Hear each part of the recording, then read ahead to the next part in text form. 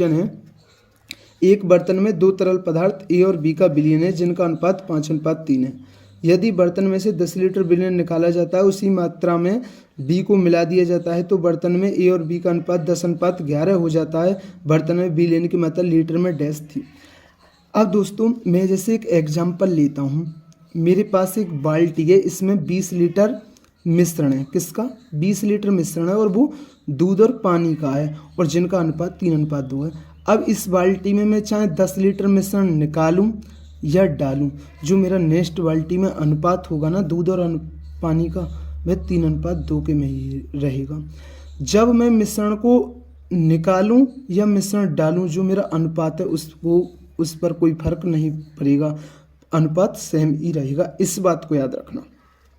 अगर मैं कोई स्पेशली मतलब दूध डालता या स्पेशली पानी डालता तब फर्क पड़ता, लेकिन जब मैं मिश्रण को निकालूं या मिश्रण को डालूं, जब अनुपात पे कोई फर्क नहीं पड़ेगा, अनुपात उसी अनुपात में रहेगा। अब उसने कहा बर्तन में से 10 लीटर विलयन निकाला जाता है। अब 10 लीटर निकाला है, जब मिश्रण निकाला है तो अनुपात तो सेम ही रहेगा। जब 5:3 था, 10 लीटर निकाल लिया तो उस मिश्रण में अनुपात तो 5:3 ही रहेगा। और बी को मिला दिया जाता है, स्पेशल बी को मिला दिया। अब स्पेशल बी को मिलाया है तो अनुपात पर तो फर्क पड़ेगा, क्योंकि स्पेशल जैसे दूध को मिला देता तो फिर तो अनुपात चेंज हो जाता। अगर मिश्रण को डालता है और मिश्रण को निकालता तो अनुपात पर कोई फर्क नहीं पड़ता, लेकिन अब इसने स्पेशल बी को मिलाया है तो अनुपात पर फर्क पड़ेगा, क्योंकि बी की मात्रा बढ़ गई, ए की मात्रा कम रह गई, तो अनुपात में फर्क पड़ेगा। तो ये अनुपात 10:11 हो जाता है। अब बी को मिलाया है तो ए तो बराबर रहेगा, क्योंकि ए में तो कुछ छेड़छाड़ नहीं की गई है। तो पहले 5 ऊपर है, और मैं इसे बराबर करने के लिए मुझे ऊपर 2 की गुणा करनी पड़ेगी। जब 2 की गुणा हाँ की है तो 2 की गुणा हाँ भी करेंगे। अब ये कितना हो गया? 6 और ये 10। तो अब 6 से 11 हो गया, कितना मिलाया? 5। तो 5 की वैल्यू 10, 1 की वैल्यू आ गई 2। अब 10 ये था और 6 ये 16। तो 16 यूनिट मिश्रण की 16 लीटर मिश्रण है यहाँ तक, और 1 यूनिट की वैल्यू 2, तो 16 दूनी 32। अब ये 32 लीटर मिश्रण कहाँ तक था? ये 32 लीटर मिश्रण यहाँ तक था, लेकिन इसमें से हमने 10 लीटर मिश्रण निकाला तो भी था, तो इसलिए 10 लीटर को हम जोड़ देंगे, क्योंकि 10 लीटर कम होकर ही तो 5:3 आया था, इसलिए 32 में 10 लीटर जोड़ देंगे। तो ये मिश्रण कितना हो गया? 42 लीटर। तो कितना हो गया? 42 लीटर। आइए क्वेश्चन को नेक्स्ट क्वेश्चन से समझते हैं, और आपकी अच्छी समझ में आ जाएगा कि इस टाइप का क्वेश्चन कैसे होता है। और क्वेश्चन है, एक बर्तन में ए और बी के 2 द्रव पदार्थों का अनुपात 7:5 है।